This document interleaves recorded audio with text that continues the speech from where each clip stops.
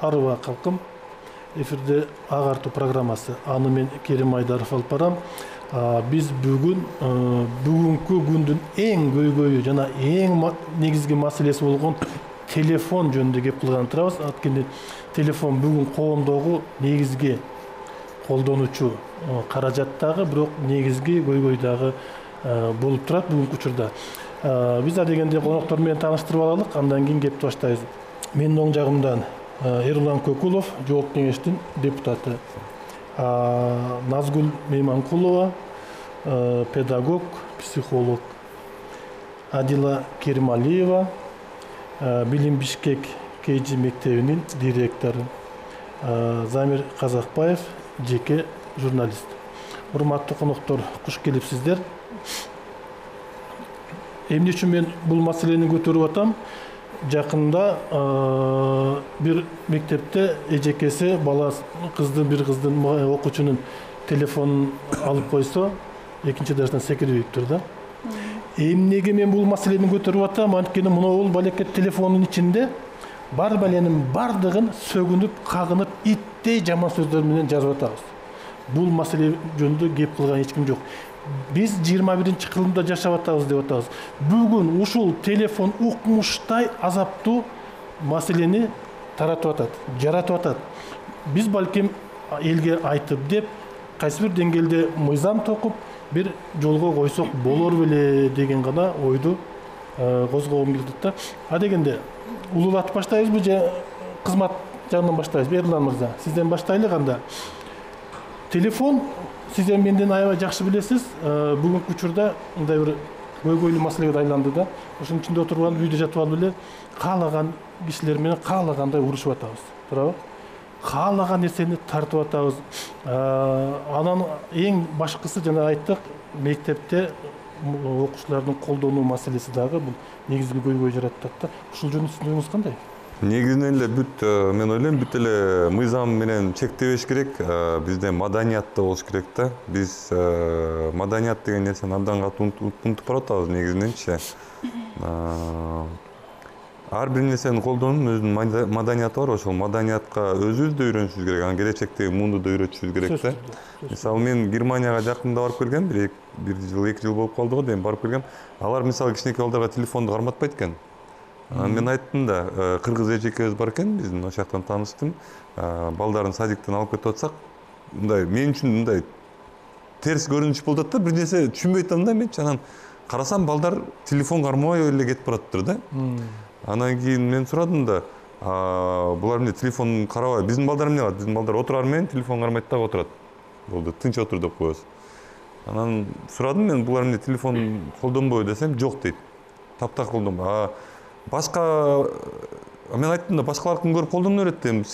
Мен ойлогом да, ошол эжекебиз эле, биздин кыргыз эжекебиз эле бербейт экен телефон десем, жок, Германияда ошондой маданият бар экен. Германияда кичинекей балдарга телефон бербейт экен. Болду. Бүттү. Тигил бала башка бирөө дагы тигил да кармап жүрөт да, телефон неге мен кармабай элемин деген ме жок экен да. Анын балалар ыйлабайт антып, телефон. Жок, антип ыйлабайт экен. Анан эң кызыктуу жери жанагы биздеги азыр бош калган детский площадкалар бар го, ошол жерлерде Германияда карасаңар балдар ойноп жүрөт. Биз илгери ошентип ойночубуз. Биз илгери тоо ташта жүрчүбүз, сыйгалак атчубуз, мал карачубуз дегенде. Бүгүн шаардын балдар сааттан кечке телефон менен алек да. Шаардык эле эмес, бүт Кыргызстан боюнча бардыгы да. Бул негизги оору, көйгөй бул маселе, туурабы? Бул адамдын акыл эсине да зыян бериши мүмкүн, туурабы? Психолог катары айтыңызчы шуну биринчи. Биринчиден, телефонду толук биздин жашообуздан алып салууга мүмкүн эмес да. Мүмкүн эмес, ооба. Себеби телефон менен биз өзүбүздүн максаттарыбызды батыраак ишке ашырып атабыз, убактыбызды ченеп атабыз, баардык керектүү инструменттин баардыгын колдонуп атабыз. Болгону баягы мен 2-3 топко бөлгүм келип атат да. Мисалы, жаш кичинекей балдар 1 жаштан 7 жашка чейин булар айтканды эмес, кылганды кылат да. Биз өзүбүз биринчи орунда ата-энелер туура колдонгонду көрсөтүшүбүз керек да. Экинчиден, жанагы сиз айткан маселе боюнча өспүрүм баланын колунан телефонун алып койсо, терезеден секирип кетти деген маселе. Эч убакта биз өспүрүмдөрдү антип катуу критикалоо менен, же болбосо бир жазалоо менен, колунан алып коюу менен токтото албайбыз да аларды. Себеби өспүрүм куракта мисалы 1 жаштан 7 жашка чейинки убакта телефондон кичине мынтип өзүбүз кошо көрүп баягы процесске кирүү деген бар да. Биз эми азыр ата-энелер кандай кылып атабыз? Биз кичинекей балабызга иши кылып тынч отурсун деп телефонду берип коебуз дагы. Ал өзүнчө эле өз алдынча эле мультфильмдерди көрө берет да. Ал көрүп атканда кандай болот? Ал оңой эле ошол кубаныч дейбизби, комфорт да агачы. Мисалы оңой эле бир нерселерди баскылап коет дагы, анан өзүнө ошол кубанычты, удовольствие деп коебу, ошону алат да. Себеби баягы өзүнө баягы кубанычтуу нерсе болуп атканда дайыма дофамин бөлүнүп чыгат да организмде. Ашыкча дофаминдин бөлүнүп чыгышы дагы зыяндуу да. Себеби биз качан колунан шарт жулуп алып койгондо, ал ошол кубанычтан айырып атканыбыз үчүн бала сөзсүз агрессия кылат. Сөзсүз бизге реакция кылат, ыйлайт, кыйкырат да. Эми ошол кичинекей балдарды туура колдонтуу боюнча мисалы биз аны менен процессте чогуу болушубуз керек. Чогуу ошол телефонду чогуу көрүшүбүз керек. Анан мисалы мультфильм көрүп максаттуу эми баары бир колдонушубуз керек да. Мисалы бир өнүктүрүүчү мультфильм көргөзгүбүз келип атат деп коелу балага. Биз ошол процессте чогуу болушубуз керек да. Бала менен команда болушубуз керек. Ошол мультфильмди көрүп атабы, биз комментарий берип турушубуз керек. Убакытты айкмытабыз. Бул кандай болду? Жүрөбүзбү? Ошо баланын эме ошо менен чогуу болобуз деп эле. Эмен баары ошондо болуп атпайбы? Көйгөйдүн баары биз процессте болбой өз алдынча берип койгондугубуздан бала өз алдынча эле баягы механикалык түрдө көрө берет. Анан кийин качан биз бүттү 20 мүнөт болуп кетти, келе телефонду кечке көргөнгө болбойт деп алып койгондо бала агрессияга туш болот да. Себеби биз анын кубанычынан айырып атабыз да. Процессте болууга убакыт табышыбыз керек. Себеби энелер деле өздөрү деле телефондо, бир телефондо баласы отурат, бир телефондо өзү отурат да. Эми туура колдонуш үчүн, баягы 1 жаштан 7 жашка чейинкини айтып атам да мен. Туура колдонуш үчүн эне ошол процесске кичине болсо да катышыш керек. Келип комментарий бериш керек. Кандай болду? Кандай болду? Просто немеде. Мен мисалы ушул дүйнөдө эле чоңоюп өскөм да. Ушул жерде элечи. Анан мен мындай оор 90-жылдар чоңойгом да, жана ачкачылык, эчтеке жок, свет өчөт, ушундай ата-энем үйдө таптакыр болчу эмес мен мисалычы. Анан ошондо мен кантип чоңойдум, бул дүйнөгө кантип келдим, эмне болуп ушул убакытка жеттим. Анткени азыркы психологдорду уга турган болсоң, айланайын бүт баарына эле үйүңө келсең, аялыңдын көзүн карашың керек, балдарыңдын көзүн карашың керек, кошуналардын көзүн карашың керек, туугандардын көзүн, эшикке чыксаң алардын көзүн карашың керек деп айтып өткөнсүңөр силерчи. Бирок практикага келгенде андай нерсе болбой калып атпайбы? Колубуздан келбей калып атат андай нерсе. Ачык эле айтып кетейинчи. Мурунку убакта мындай болгондо, мисалы, мурунку убакта деле болгон. Мисалы, бизди ошол СССРдин убагындагы ата-энелерибиз тарбиялады да. Ал убакта деле алар бир коомдук жумуштар менен, жан багуунун аракети менен 90-жылдары туура алар базарда иштеген, ар кайсы жакта иштеген. Бизди ошентип эле койгон, мисалы үчүн ары туруп турчу деп элечи. Бирок ал убакта мынчалык виртуалдуу жашоо азыраак болгон. Биз ойногонбуз, ооба, биз дагы ойногонбуз. Биз дагы ата-энебизден таппаган жылуулукту көчөдөн тапканбыз. Биз дагы унутуп, ойногон учурларыбыз болгон го. Үйдү унутуп, карала болуп, мисалы мен эртемен кетип, качан курсагым ачкан чакты топ ойногон күндөр болгон да. Ошентип баягы реалдуу жашоо менен алек болгонбуз да. Реалдуу жашоо менен. Ал кездеги жашоо башкача эле, психология башка эле. Жок, ошол реалдуу ойногон үчүн биз, реалдуу жашоо менен ойногонубуз үчүн кайра реалдуу жашоого кошулуп кетишибиз бизге кичине жеңилирээк болгон да. Адила, сизге сөз береличи. Негизи бул маселени талкуулоодон мурда биз ошол көйгөй азыр бар, ошол көйгөйдөн кантип чыгуунун жолдорун издеш максатта чогулдук деп ойлойм да. Ошол себептен мен мындай конкреттүү түрдө биринчи кезекте телефондун пайдалуу жактары, эмне үчүн телефон пайдалуу? Мисалы, эгерде жаш баланын мисалында айта турган болсок, мектеп курагындагы балдардын телефонду эмне үчүн балдар мектепке көтөрүп келет, же болбосо эмне үчүн колдонот, ата эне эмнеге сатып берип атат балдарына телефонду. Бул биринчи кезекте бала менен ар дайым байланышууга мүмкүндүк. Ата эне үчүн, бала үчүн мисалы кооптуу учур болуп калса, ал сөзсүз жардам алууга ошол замат мүмкүндүгү бар. Андан сырткары телефон аркылуу дос таба алат, социалдык мамиле кура алат да. Андан сырткары интернетке чыгып, интернет булактарынан өзүнө керектүү маалыматты ала алат, жана ушул сыяктуу санап өтсөк болот бир нече. Ал эми терс жактарын айта турган болсок, ошол эле телефондун айынан мисалы мектепте, менен мектепте иштегендиктен мектепке байланыштырып айтып атам. Перемена учурунда мисалы балдар социалдык мамиле, ошо классындагы эле достору менен ойнобостон 5 мүнөт убактысын телефонго кетирет. Бул зыян болуп эсептелип атат. Андан сырткары баягы телефонду көп карагандыктан агрессияга туш болуп атат, ар кандай контенттерди көрүп атып. Мына ушинтип санай берсек, терс жагы дагы, оң жагы дагы бар. Ал эми ошонун маселени биз эми замандан артта кала албайбыз да, заман ошого бараткандан кийин кантип чече алабыз? Сиз жана айтпадыңызбы, 1 жаштан 7 жашка чейинки балдар бул бир категория. Ал эми 7 жаштан 14 жашка чейинки балдар өзүнчө категория, жана 14 жаштан жогорку балдар бул өзүнчө категория болуп кетиш керек да менимче. Анткени мектеп курагындагы балдар, мисалы 14 жашка чейинки балдар бул маалыматтын пайдалуу же зыяндуулугу тууралуу анализ кыла албайт да. Булар анализ маалыматты фильтрлей албайт, ошондуктан кандай маалымат болсо деле бардыгын көрө берет, кабыл ала берет. Ошол сыяктуу эле 1 жаштан 7 жашка чейинки балдардын аң сезими да ага толук жетилген эмес.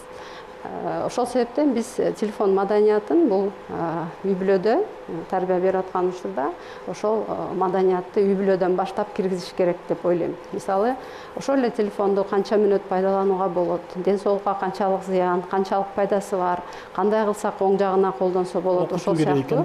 Бул мисалы биринчи кезекте ата эненин өзүнө түшүндүрүш керек да, ошол терс жагындагы, оң жагындагычы. Абдан чоң көйгөй. Ошол себептен бул бир гана ата эненин же педагогдун иши эмес, мисалы психологдордун дагы иши, ошол эле учурда врачтардын дагы иши. Мисалы телефондун электромагниттик толкундар канчалык зыян алып келет, мисалы көздүн көрүүсүнө канчалык таасир берет, мисалы экрандан чыккан көк жарык ар кандай лабораториялык изилдөөлөргө таянып, мындай ишенимдүү бир фактылар аркылуу аң сезимге таасир этсе болот да. Мен азыр Адиленин сөзүн угуп отуруп, мындай бул маселеге баягы жоюш аябай кыйын экенин түшүндүм да. Баланы кой, ата эненин өзүн телефон караба деп айта албайсың, туурабы? Замир мырза, оюң барбы ошол боюнча? Саламатсыздарбы? Негизи туура ой пикириңиздерге мен кошулам. Бирок биз мунучу мындай бир жеңил эле нерсе катары кабыл алып атабыз да. Бул андай эмес. Биз муну бизде бар го түшүнүк, улуттук коопсуздук деп түшүнөбүз. Бул жерде мисалы азык-түлүк коопсуздугу, чек ара коопсуздугу, финанс коопсуздугу деген түшүнүк бар. Муну улуттук коопсуздук катары карашыбыз керек. Эмнеге дегенде мынабында чек ара жок. Кандай товардын түрү керек болсо адамдар чек араны кесип өткөндө текшерилет. А бирок бул спутник аркылуу келип аткан маалыматтарды биз контролдой албай атпайбызбы? Ошон үчүн муну мамлекеттик эмес, муну улуттук проблема катары көтөрүп чыгышыбыз керек. Мына Эрулан мырза жогорку кеңеште ушундай маселелерди көтөрсөңүздөр, эгерде биз качан гана улуттук масштабта атайын программаларды иштеп чыгып, коргонуу программаларын иштеп чыгып маселени көтөрбөсөк, эми психолог айым ашып кетсе 20 киши менен иштейт. Мейли 50 киши менен иштейт. Мугалим киши классындагы бир 20 баланын 5-ине эптеп түшүндүрөт. Калганыбыз жабыркап атпайбызбы? Ошон үчүн массалык түрдө биз коргонууга өтүшүбүз керек. Ал чектөөлөр, кадимкидей эле чектөөлөр, ошол эле бала бакчадан, мектептен башташыбыз керек. Эмне үчүн биз бүгүнкү күндө коргонууга муктаж болуп калдык? Мунун дагы бир себеби бар. Сиздер жана жогоруда туура эле айттыңыздар. Биз даяр эмес элек буга. Биздин аң сезимибиз, акыл эсибиз даяр эмес болчу. Эмнеге дегенде, нано технология бизден алдаганча алдыга кетип калды. Себеби муну биз эч нерсесин өндүргөн жокпуз да. Даяр нерсени эле бизге таңуулап атышат. Ошон үчүн бүгүнкү күндө жаштар эмес, кечирип коюңуздар. Биз орто муун, улуу муундун бардыгы бүгүнкү күндө смартфондун жаңысын аңдып күтүп калышты. Кечеки 14 iPhone, бүгүн 15-сине деп жулунуп калды. Эмнеге дегенде, жалпы Орто Азия жабыр тарткан. Анан Африка өлкөлөрү, Байкасаңыздар, Дубайда Эрулан мырза ушундай мына экен. Европаны көрүп келдим деп атасыз. Чындап эле алар тиги смартфондун жаңысын кубалабайт. Эмнеге? Себеби алар даяр болчу көп нерсеге. Алардын маданияты таптакыр башка. Алар бизден алдаганча алдыга кеткен. Алардын экономикасы да ошого жараша. А биз кедейбиз. Кедей мамлекеттер мына ушул смартфон, ушуга окшогон жаңы нерселердин аркасынан кубалаганга даяр экенибизди билип алып, булар жыл сайын жаңы нерсесин бизге сунуштап атат. Биз да ошого макулбуз. Анын ичинде болсо контент боюнча бул өзүнчө макул. Биз ага да даяр эмеспиз. Эмне кылабыз? Балдарыбыз кичинекей балдардын тили англисче чыгып атат үйдө. Ооба. Орусча чыгып. Чын айтамбы? Кичинекей балдар англисче сүйлөп атат. Орусча сүйлөп атат. Ата-энеси менен сүйлөшө албай, анан жана кичинекей балдар ооруп атат. Эмне деп коет экен тиги? Аябай көбөйдү. Тили келбей. Ооба. Анан адашат да, бала адашат да. Ким экенин тааныбай атса, ата-эне эртең менен ооба мейли кечиндеби баланы контролдош керек дейбиз. Баланы контролдоо азыр мүмкүн эмес. Бала үйдө кайсы дүйнөдө жатканын биз билбейбиз да. Колунан телефонду алып көрүп, сиз айтканда уруш чыгат. Контролдош кыйын. Ошон үчүн сиз айтканда контролдогонго убактыбыз деле жок. Өзүбүз жүрсөк мына тиричилик менен кайсы убакта контролдошубуз мүмкүн? Бала эмес, өзүбүздү контролдой албай калбадыкпы биз бүгүнкү күндө? Байланып калбадыкпы? Мен ойлоп атам, мына Замир мырзанын оюнан кийин балким мектептерге ушул керек болсо телефон колдонуу маданияты жөнүндө сабак өтүш керекпи деп ойлойм да. Туура. Анткени бул баары бир көйгөйлүү маселе туура. Улут коопсуздугуга укмуштай сонун айтты. Анткени мунун ичинде эмне бар экенин азыр билбейбиз. Биздин балдар могу жерде уятында балекет аракетин баардыгын көрүп отурат, туурабы? Психологиялык кандай оорулар чыгып атат, туурабы? Жана мектепте айттык го, ушу телефонду алып койгон үчүн азаптуу күн болуп, ал экинчи этаждан секирип атат, туурабы? А ким күнөөлүү? Мугалим күнөөлүү. Эмнеге? Телефонду алып койду. Мен Эрулан мырзага ушу бир жөнөкөй сүйлөш айткым келет да. Мыйзам керек да баарыбыз. Мисалы бир эле мен айталычы, мектептеги окуучуларга телефон колдонуш керекпи же керек эмеспи деген маселе боюнчачы. Эгерде мектепке баргандан кийин керек эмес болсо, мектептин киргенден кийин телефон коюп кирип кетип 5 саат сабагын окуп алып анан кетсин да. Ошол учурда телефонду уруксатсыз алган болсо, мугалим эмес, окуучу жоопкерчиликтүү болуш керек маселесин да караш керек да. Бул мыйзам керек го деп ойлойм. Биз туура эмес жолго түшүп баратабыз да. Биз бүт любой кандай көйгөй чыкса Кыргызстанда ошону мыйзам менен чече турган өлкө болуп баратабыз да. Башка айла жок го. Эмнеге айла жок? Эмнеге? Мисалы, баарыбыз айтабыз, маданиятты өнүктүрүш керек. Маданиятты өнүктүрбөйлүбү? Кантип? Мына бүгүн баштабайлыбы? Кантип? Мисалы, Германияда жок. Жанагындай мыйзам жок. Бала деген, кичинекей бала телефон кармаш керек деген мыйзам жок. Бирок алар бир нерсе ошону кылган да, биз дейли адамдар да алар деле.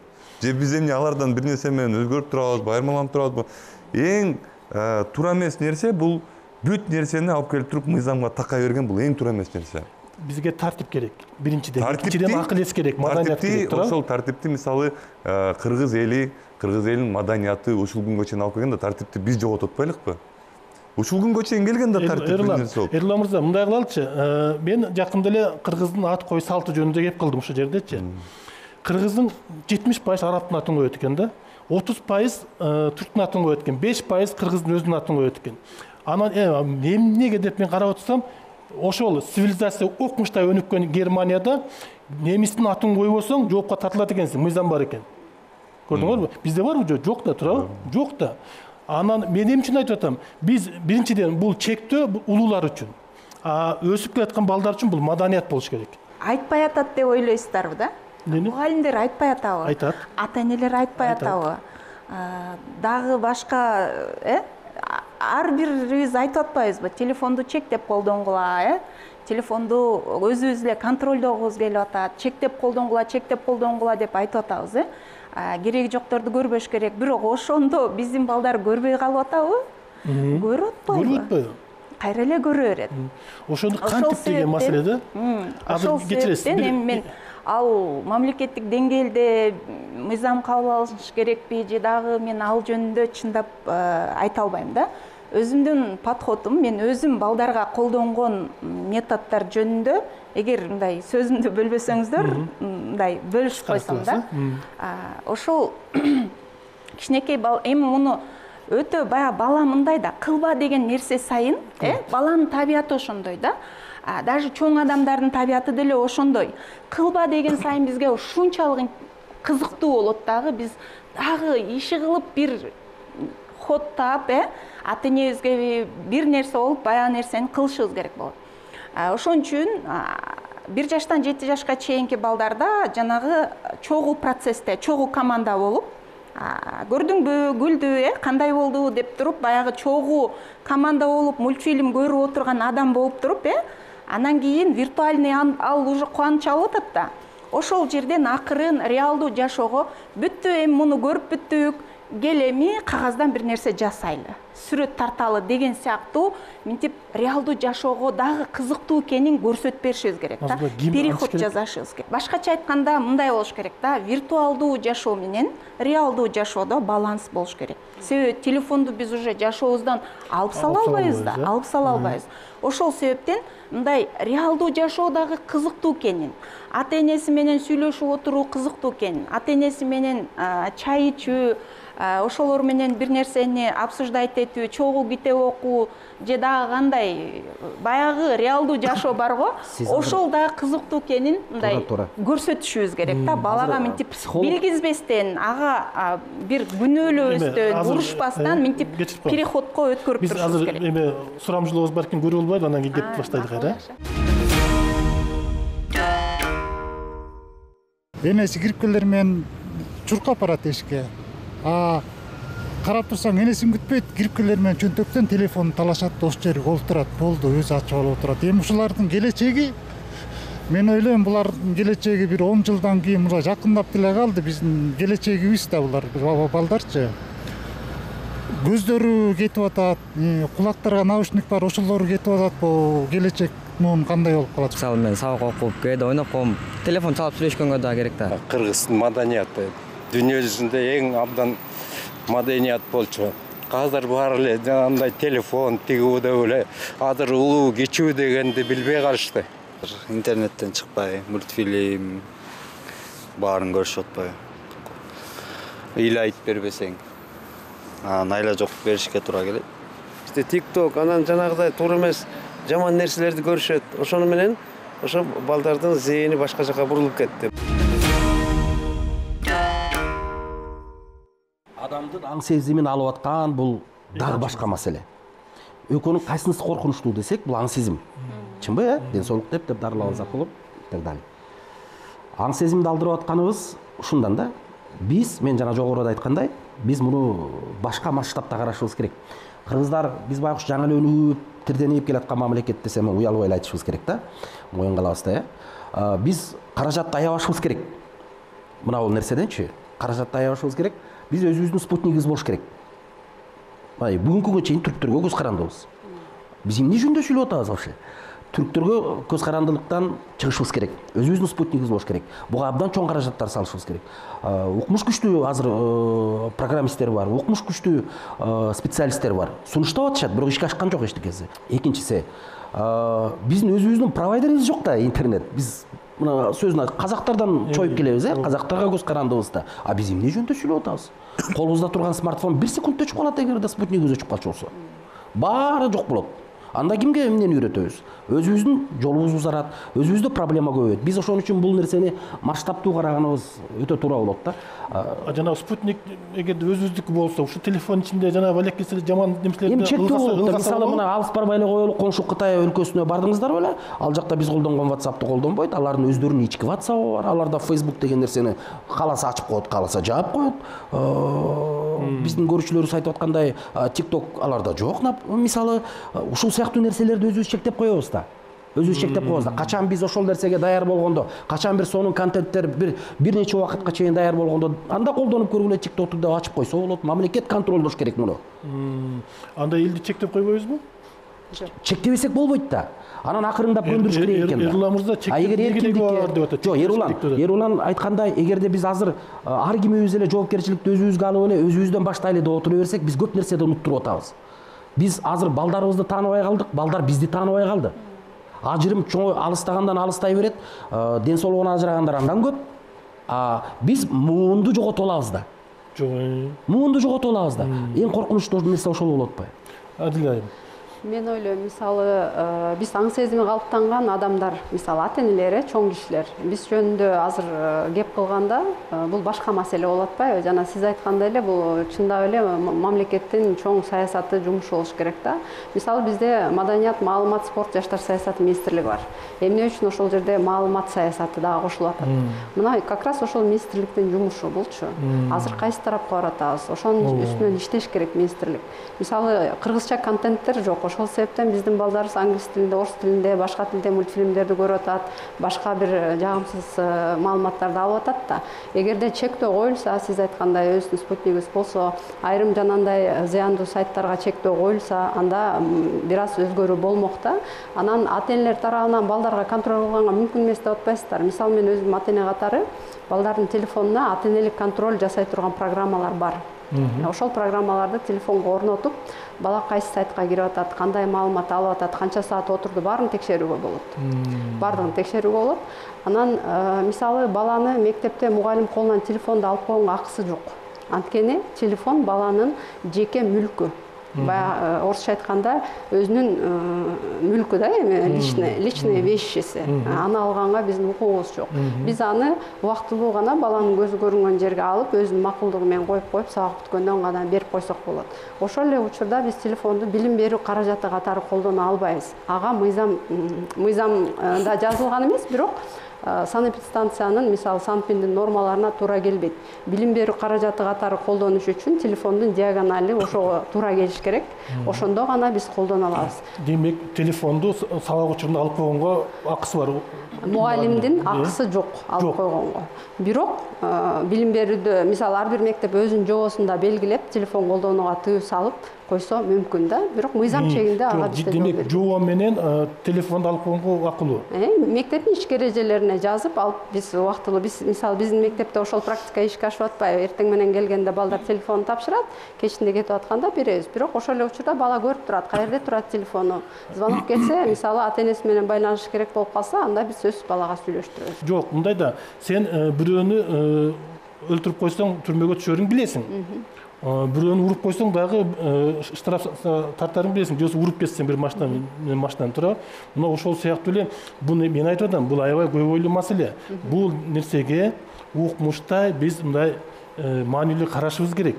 Мейли окуучу болобу, мейли мугалим болобу, мейли жаран болобу, мейли ата эне болобу, бардык коомчулукта ушул телефон маселесине бир кайсы бир деңгээлде өзгөчө көз караш карабасак, кыйын абалга келип атабыз да. Ден соолуктун ажырап атабыз деп атабыз, акыл эстен деп атабыз, жана башка да.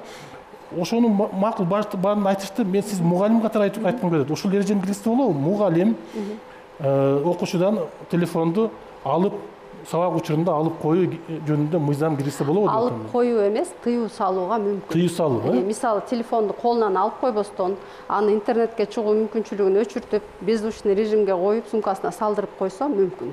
Айланайм.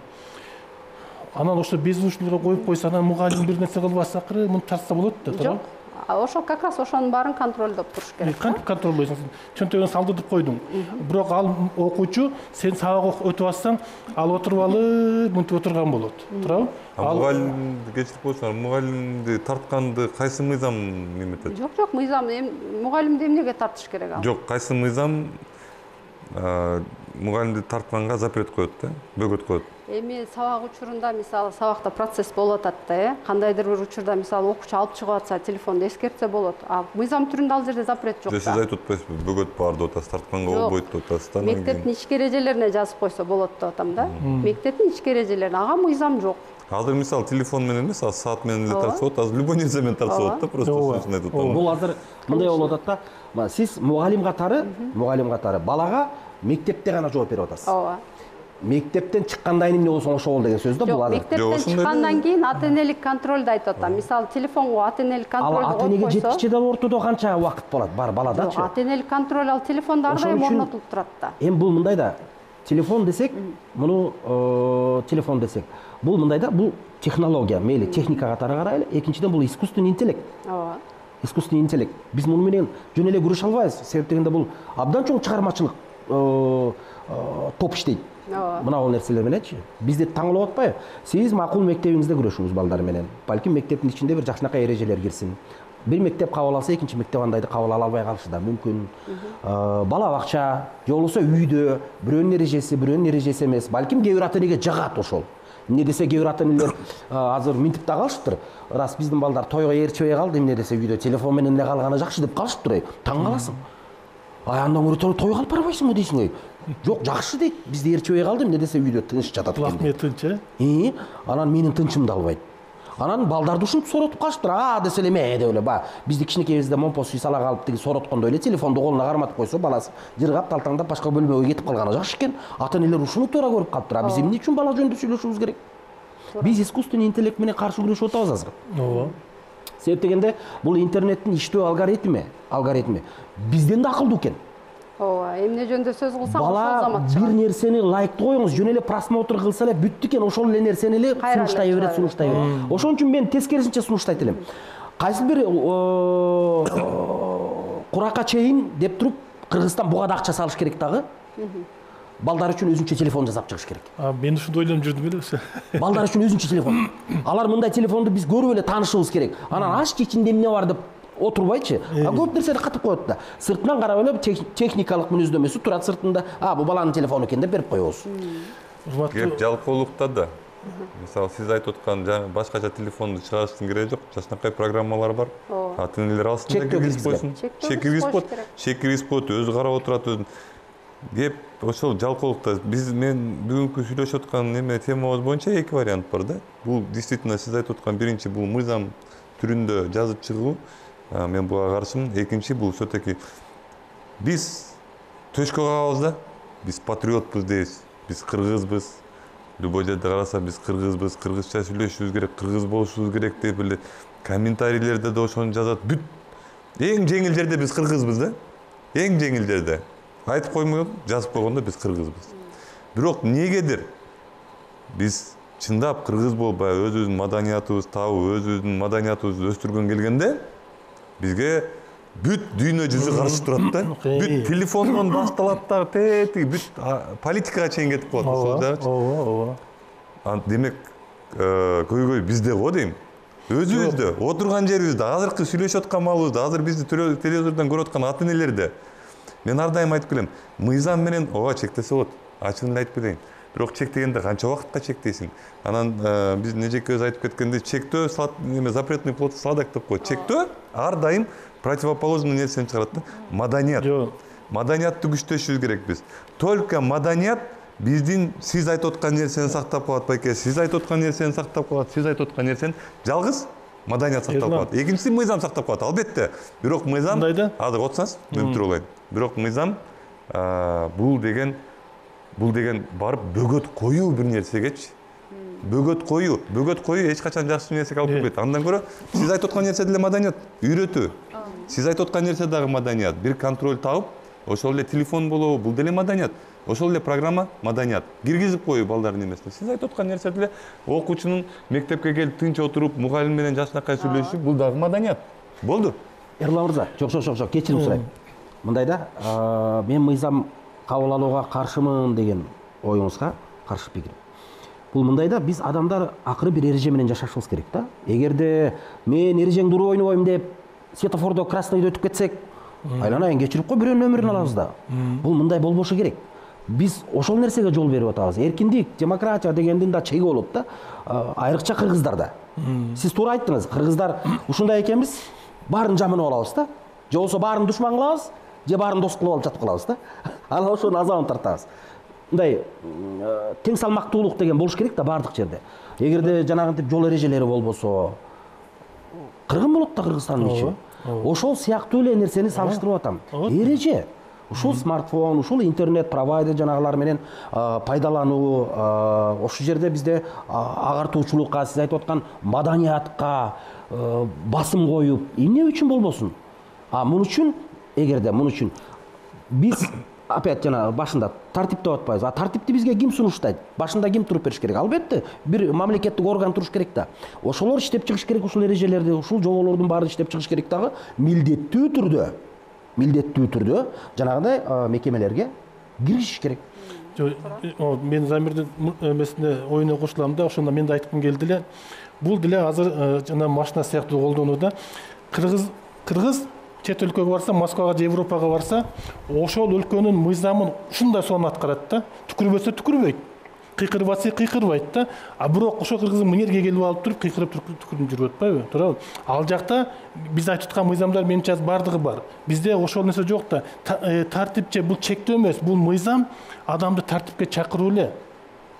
Мисалга, мына биз бала болдук, жаш кезде. Сен 90-жылдар бала болуп атпайсың, биз тетик андан башта. Бизде деген ата-эне керек болсо көк жуук менен сабап койчу да.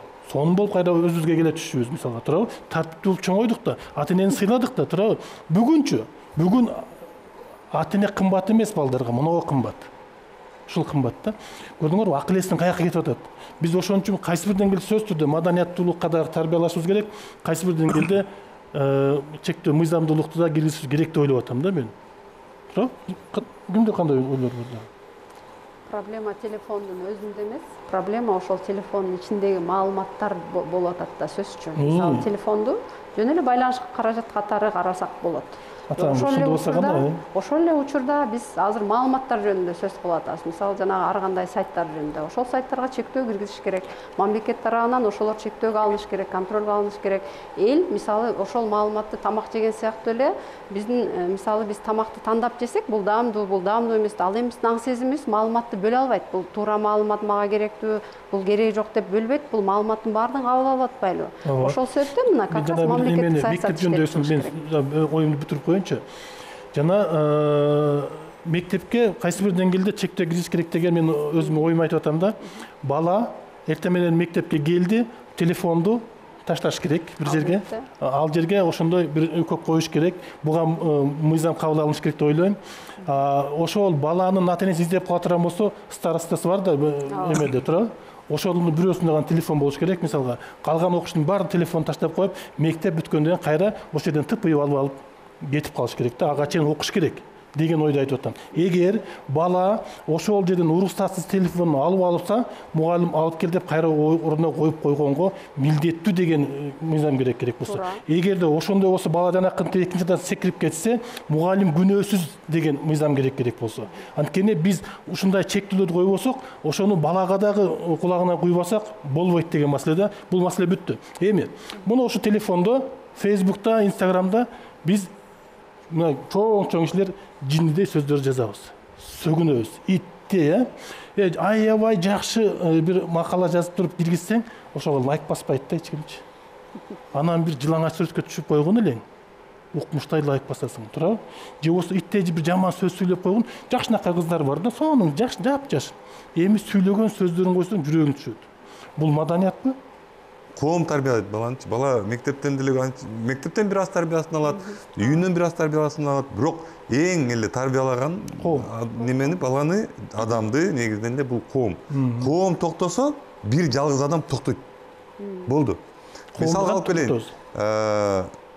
Сиз мисалы жана автобуста кетип баратканда бизден улуу муң кирип калса, турасыз да отурган жериңизден, турабы?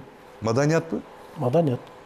Муну мага коом үйрөткөн да бул маданиятты. Мен ата-энем үйрөткөн эмес, мага коом үйрөтүп койгон мунучу.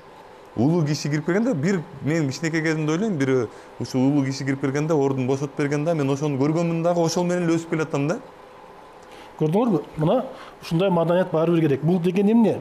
Бул кайсы бир деңгээлде чектөө дагы. Мен улуу киши келсе, тура калбасам болбойт экен деген уяттуу чектөө дагы. Булчу биз ушун үчүн ушунун баардыгын мындай акыл эс менен карашыбыз керек деп ойлойм да, туурабы? Мыйзам менен эмес. Мына көрдүңүзбү? Жок, мыйзам менен. Мыйзам менен да. Мен 2 жыл айттым. Мыйзам менен, акыл эс менен. Анда бир жагынан бүгүн акыл эсибиз ар кандай болбосо, кайсы деңгээлде биз азыр ушунча элдин баарына ошо маданият, акыл эсти үйрөтө алабыз.